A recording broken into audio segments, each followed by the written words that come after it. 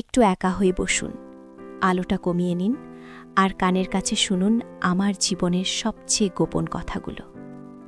এই কথাগুলো হয়তো আপনার মনে দাগ কাটবে, হয়তোবা ভাবাবে, কারণ সমাজ আর সম্পর্কের অদৃশ্য জাল কত গভীরে মানুষকে জড়িয়ে রাখে তা বাইরে থেকে বোঝা কঠিন। আমার নাম নন্দিনী, আর আমার বাড়ি মুর্শিদাবাদে। বিয়ের পর যখন এই নতুন পরিবারে পা রেখেছিলাম, তখন মনে এক রাশ স্বপ্ন আর আশা নিয়ে এসেছিলাম। প্রথম সবকিছুই নতুন লাগছিল। স্বামী সুব্রত খুব ভালো মানুষ, কিন্তু অফিসের কাজে সারাদিন ব্যস্ত থাকতেন। আমি যেন এক বিশাল বাড়ির মধ্যে নিজেকে বড্ড একা মনে করতাম। যৌথ পরিবারের সদস্য অনেক, কিন্তু মনের কথা বলার মতো আপনজন কোথায়? দিন কাটত রুটিন মাফিক কাজ আর একাকিত্বের ভারে।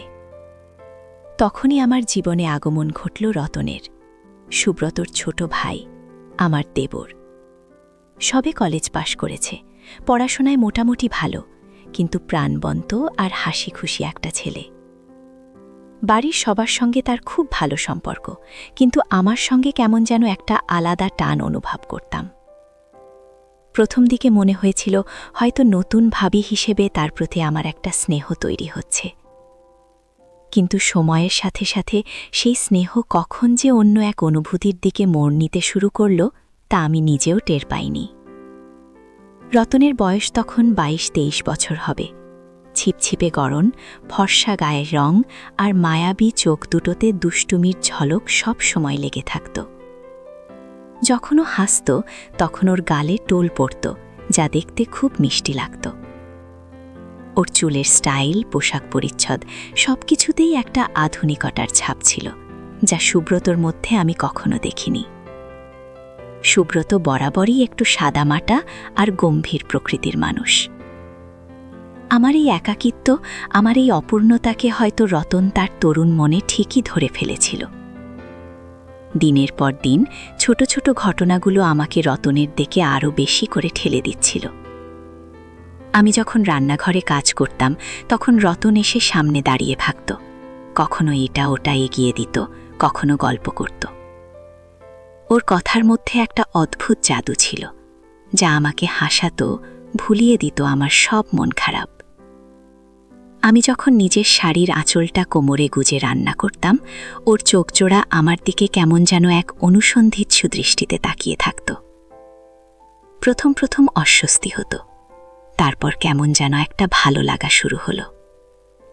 আমি মনে মনে ভাবতাম হয়তো ও আমার রান্নার প্রশংসা করছে বা নতুন বউ হিসেবে আমাকে দেখছে, কিন্তু ভেতরে ভেতরে একটা অন্যরকম অনুভূতি যেন দানা বাঁধছিল।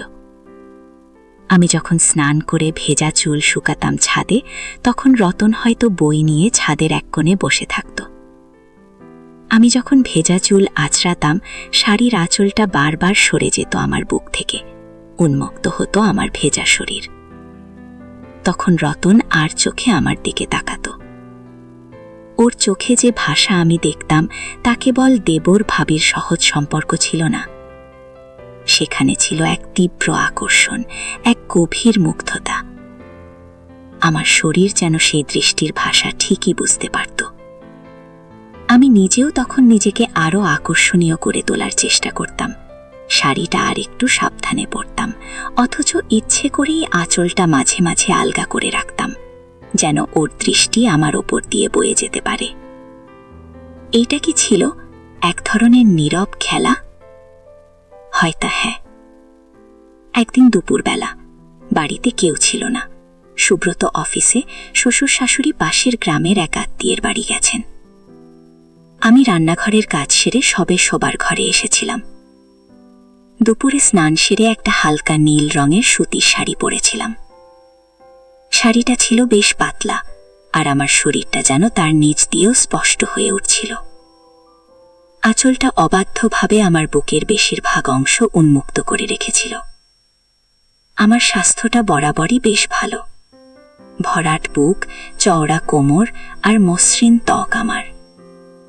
আয়নার সামনে দাঁড়িয়ে আমি আমার ভেজা চুল আঁচড়াচ্ছিলাম, আর নিজের প্রতিচ্ছবি দেখে কেমন যেন একটা অদ্ভুত ভালো লাগায় ভরে উঠছিল মন। তখনই ঘরে ঢুকেছিল রতন। ওকে দেখে আমি চমকে উঠেছিলাম। আরে তুই কখন এলি? সবাই তো, বলতে গিয়ে আটকে গেলাম। ওর চোখ জোড়া আমার শরীর থেকে নামছিলই না। আমার ভেজা খোলা চুল, পাতলা শাড়ির আড়ালে আমার ভরাট বুক, কোমর সবকিছু যেন ওর চোখে ধরা পড়েছিল। ওর চোখে আমি সেই কামনার ঝলক দেখতে পাচ্ছিলাম, যা আগে হয়তো কেবল আজ করতে পারতাম। আমার বুকটা ধুকপুক করে উঠল।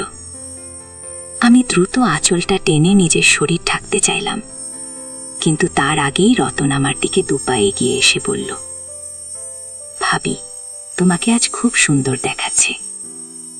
ওর কণ্ঠস্বরে এমন একটা আবেগ ছিল যা আমাকে আরো বেশি বিচলিত করে তুলল। আমার হাত কাঁপছিল। আমি মাথা নিচু করে কেবল মৃদু স্বরে বললাম, কি বলছিস এসব? যা এখান থেকে। কিন্তু আমার কথায় কোনো জোর ছিল না। মনে মনে হয়তো আমিও চাইছিলাম ও যেন না যায়। রতন আমার আরো কাছে এলো। ওর শরীরের গন্ধ আমার নাকে এসে লাগছিল। ও আমার কাঁধে হাত রাখল। ওর হাতের স্পর্শে আমার শরীর যেন বিদ্যুৎ স্পৃষ্ট হলো। আমি জানি এই স্পর্শ ঠিক নয়, এই স্পর্শের পরিণতি খারাপ হতে পারে, কিন্তু আমার মন তখন আমার নিয়ন্ত্রণে ছিল না। আমার ভেতরের এক নারী যেন এই স্পর্শের জন্য বহুদিন ধরে অপেক্ষা করছিল। ভাবি, তুমি জানো না আমি তোমাকে কতটা ভালোবাসি। রতন ফিসফিস করে বলল। ওর গলার স্বর শুনে আমার সারা শরীরে কাঁটা দিয়ে উঠল। আমি চোখ তুলে ওর দিকে তাকালাম। ওর চোখ দুটো যেন নেশাগ্রস্ত। আমি ওকে বারণ করতে পারলাম না। আমার ঠোঁট যেন আঠা দিয়ে আটকে গিয়েছিল। রতন আরেকটু কাছে এসে আমার কানের কাছে মুখ এনে বলল, তোমার স্বামী তোমাকে বোঝে না, কিন্তু আমি বুঝি। আমি জানি তোমার কি চাই। ওর এই কথাগুলো যেন আমার মনের অনেক দিনের জমে থাকা কষ্টকে উস্কে দিল। সুব্রতর ব্যস্ততা, আমার একাকিত্ব, তার শারীরিক সান্নিধ্যের অভাব, সব কিছু যেন মুহূর্তে আমার চোখের সামনে ভেসে উঠল। রতন আমার গালে হাত রাখল। ওর হাতের নরম স্পর্শে আমার গালে এক ঝলক উষ্ণতা অনুভব করলাম। আমি চোখ বন্ধ করে ফেললাম। আমার মনে তখন শুধু একটাই চিন্তা, এই মুহূর্তে যা হচ্ছে তা কি ঠিক নাকি ভুল। কিন্তু শরীরের চাহিদা, মনের অপ্রাপ্তি তখন সব যুক্তিকে ছাপিয়ে গিয়েছিল। রতন আস্তে করে আমার আঁচলটা সরিয়ে দিল। আমার বুকের উন্মুক্ত অংশ ওর চোখে পড়তে ও যেন আরও উন্মত্ত হয়ে উঠল। ওর চোখ দুটো আরও চকচক করতে লাগল। আমার বুকের ধুকপুকুনি বেড়ে গেল। আমি ওর হাতটা ধরতে চেয়েছিলাম, ওকে আটকাতে চেয়েছিলাম, কিন্তু আমার হাত যেন অবশ হয়ে গিয়েছিল। রতন ওর ঠোঁট আমার কানের কাছে এনে বলল, আজ আমাদের কোনো ভয় নেই ভাবি, আজ শুধু আমি আর তুমি। এই কথাগুলো যেন আমার মনে এক নিষিদ্ধ আনন্দের ঢেউ তুলে দিল। আমি বুঝতে পারছিলাম আমি এক বিপজ্জনক পথে পা বাড়াচ্ছি, কিন্তু সেই মুহূর্তে নিজেকে আর নিয়ন্ত্রণ করতে পারছিলাম না। ও ধীরে ধীরে আমার ঘাড়ের কাছে ওর ঠোঁট নামিয়ে আনল। আমার শরীর যেন শিহরিত হয়ে উঠল। আমি চোখ বন্ধ করে ফেললাম। ওর উষ্ণ নিঃশ্বাস আমার ত্বকে অনুভব করতে পারছিলাম। আমার সারা শরীর যেন এক অন্য রকম ভালো লাগায় ভরে উঠছিল।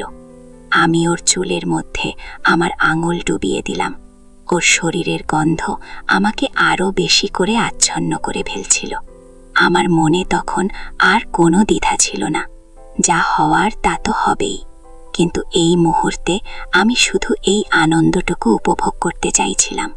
যদি আপনারা এই রকম আরও অনেক গোপন কথা শুনতে চান, তাহলে চ্যানেলটা সাবস্ক্রাইব করে পাশে থাকবেন। সেদিন দুপুরে রতন যখন আমার কাছ থেকে বিদায় নিল, তখন আমি যেন নিজেকে এক অন্য নন্দিনী হিসেবে আবিষ্কার করলাম। অপরাধ বোধ আর এক নিষিদ্ধ আনন্দের মিশ্র অনুভূতি আমাকে গ্রাস করে রেখেছিল। আমি আয়নার সামনে দাঁড়িয়ে নিজেকে দেখেছিলাম। আমার চুল এলোমেলো, শাড়ির ভাঁজ নষ্ট, আর ঠোঁটে কেমন যেন একটা বিষণ্ণ হাসি লেগেছিল। আমার মনে বারবার একটাই প্রশ্ন ঘুরপাক খাচ্ছিল, এটা কি ঠিক হলো? সুব্রতর সাথে বিশ্বাসঘাতকতা করলাম না তো? কিন্তু মন তখন উত্তর দিতে পারছিল না। কেবল এক অদ্ভুত তৃপ্তি আমাকে ঘিরে রেখেছিল।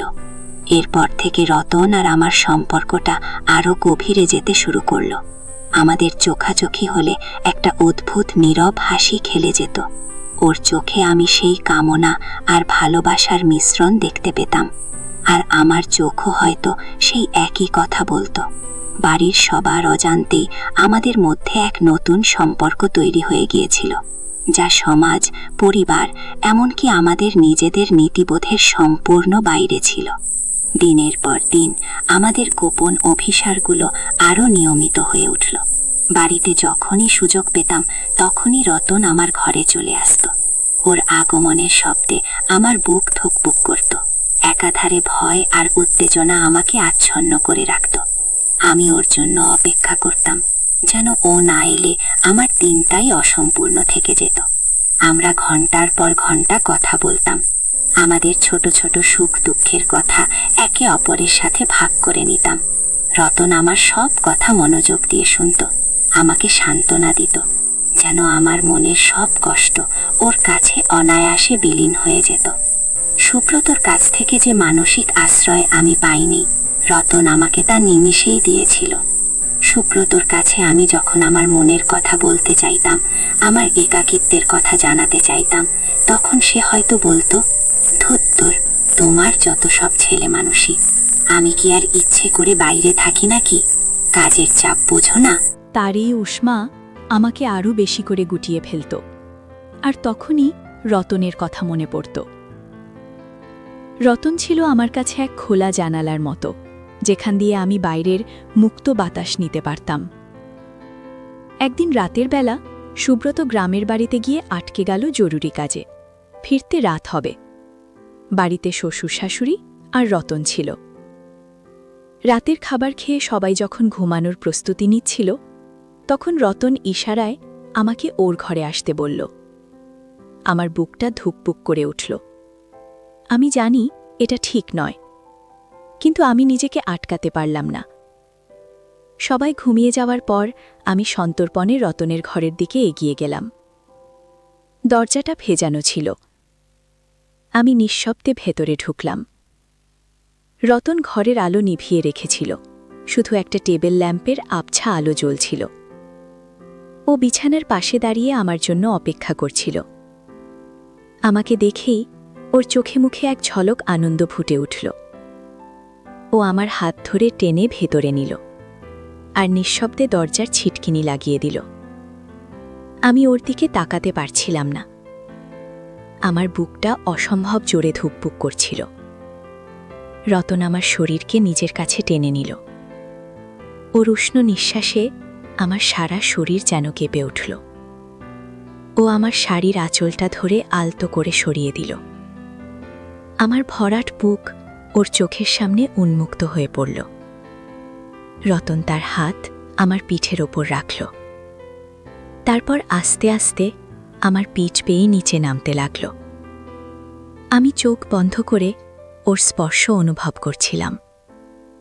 আমার সমস্ত শরীর যেন ওর স্পর্শে সাড়া দিচ্ছিল। আমি জানি এই সম্পর্কটা আমার জন্য বিপদ ডেকে আনবে, কিন্তু এই মুহূর্তে আমি কোনো কিছুই পরোয়া করছিলাম না।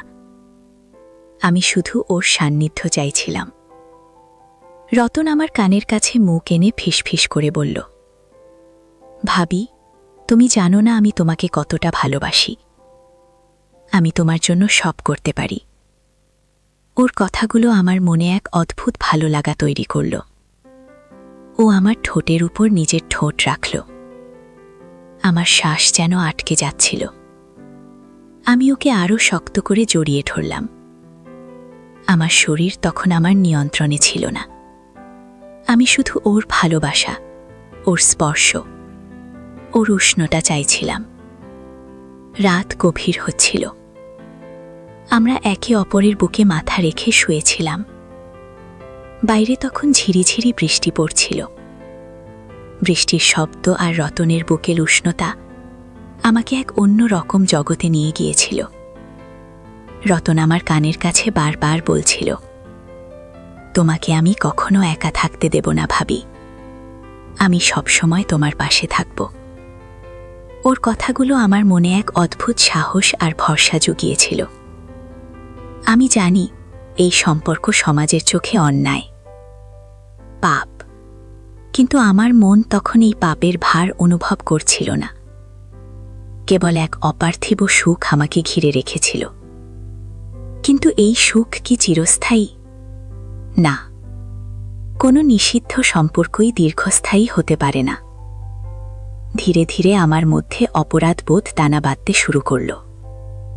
সুব্রতর প্রতি আমার ভালোবাসায় কোনো কমতি ছিল না, কিন্তু রতনের প্রতি আমার আকর্ষণ আমাকে এক নতুন পথে ঠেলে দিয়েছিল। দিনের বেলায় যখন সুব্রতর সাথে কথা বলতাম, তখন আমার মনে এক অপরাধবোধের কাঁটা বিঁধত। মনে হতো আমি যেন ওকে ঠকাচ্ছি। রতনের সাথে যখন গোপনে দেখা করতাম, তখনও এক অজানা ভয় আমাকে তাড়া করত। যদি কেউ জেনে যায়, যদি এই সম্পর্ক ফাঁস হয়ে যায়। রতন ধীরে ধীরে আরও বেশি অধিকার ফলানো শুরু করল। আমার প্রতিটি পদক্ষেপে ওর নজর থাকত। আমি কার সাথে কথা বলছি, কোথায় যাচ্ছি, সবকিছুতেই ওর প্রশ্ন ছিল। ওর এই অধিকার ফলানো দেখে আমার একটু ভয় হতে লাগল। মনে হলো আমি যেন এক জালে জড়িয়ে পড়ছি, যেখান থেকে বের হবার কোনো পথ নেই। রতন আমার দুর্বলতার সুযোগ নিচ্ছিল। আমার একাকিত্ব, সুব্রতর অবহেলা, সবকিছুকেই ও তার নিজের সুবিধার জন্য ব্যবহার করছিল। কখনো কখনো ও আমাকে বলতো, যদি সুব্রতকে সব বলে দিই, তখন কি করবে তুমি? ওর এই কথাগুলো আমাকে আরও বেশি করে ভীত করে তুলত। আমি জানতাম রতন হয়তো মজা করছে, কিন্তু আমার মনে এক গভীর কালো মেঘ জমে উঠছিল। আমি বুঝতে পারছিলাম আমি ভুল পথে এগোচ্ছি। এই সম্পর্ক আমার জীবনকে ধ্বংস করে দেবে। আমি সুব্রতর ভালোবাসা হারাতে চাই না, এই পরিবার হারাতে চাই না। এই গোপন সম্পর্ক আমাকে ভেতর থেকে কুড়ে করে খাচ্ছিল। রাতের ঘুম হারাম হয়ে গিয়েছিল। দুপুরে যখন একা থাকতাম, তখন রতনের সাথে কাটানো মুহূর্তগুলো মনে পড়ত। আবার একই সাথে সেই মুহূর্তগুলোর জন্য নিজের প্রতি ধিক্কার আসত। এক রাতে সুব্রত আমার পাশে শুয়েছিল। ও আমার হাত ধরে বলল, কি হয়েছে তোমার নন্দিনী? আজকাল তুমি কেমন যেন চুপচাপ থাকো, কোনো সমস্যা? সুব্রতর এই প্রশ্ন শুনে আমার বুকের ভেতরে এক কষ্টের ঢেউ বয়ে গেল।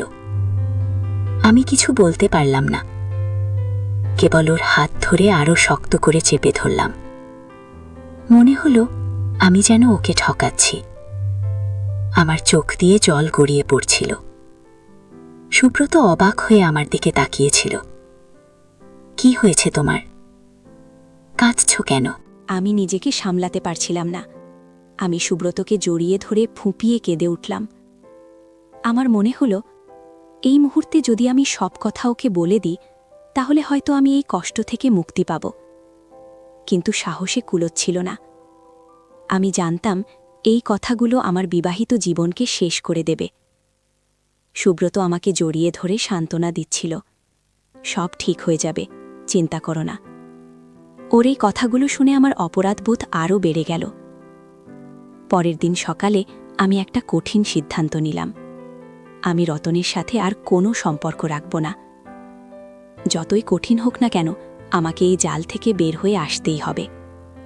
আমি নিজের ভুল বুঝতে পারছিলাম। শারীরিক আকর্ষণ আর ক্ষণিকের সুখ কখনো চিরস্থায়ী হয় না, এর ফল সবসময় খারাপ হয়। আমি নিজের মনকে শক্ত করলাম। দুপুরবেলা রতন যখন আবার আমার ঘরে এসেছিল, তখন আমি তাকে আমার সিদ্ধান্ত জানালাম। ও প্রথমে খুব রেগে গিয়েছিল, আমাকে অনেক বোঝানোর চেষ্টা করেছিল। তুমি কি ভুলে গেছো আমাদের সব কথা, আমাদের মুহূর্তগুলো? ওর কথাগুলো শুনে আমার বুকটা চিরে যাচ্ছিল, কিন্তু আমি নিজের সিদ্ধান্তে অটল ছিলাম।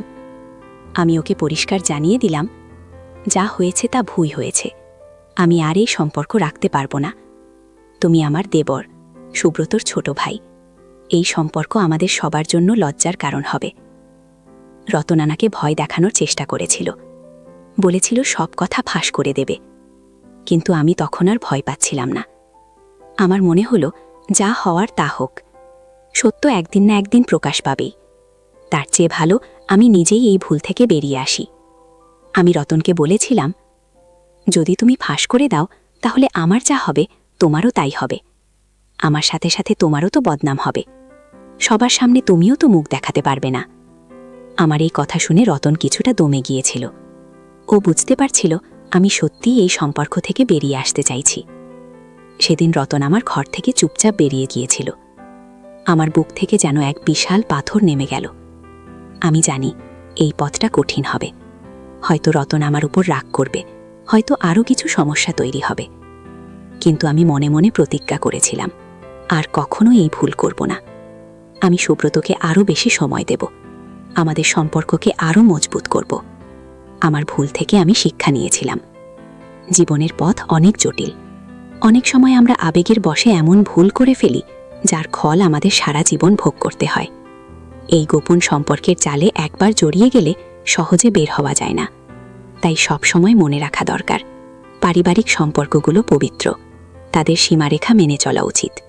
ক্ষণিকের সুখের জন্য যেন আমরা আমাদের জীবনের মূল্যবোধকে বিসর্জন না দিই। নিজের মনকে নিয়ন্ত্রণ করতে শেখাটাই আসল বুদ্ধিমানের কাজ। আমার এই গল্পটা হয়তো আপনাদের মনে একটা শিক্ষা দেবে যে আবেগকে নিয়ন্ত্রণ করা কতটা জরুরি, কারণ সম্পর্কের বাঁধন ছিনলে তার ক্ষতচিহ্ন মুছে ফেলা বড্ড কঠিন।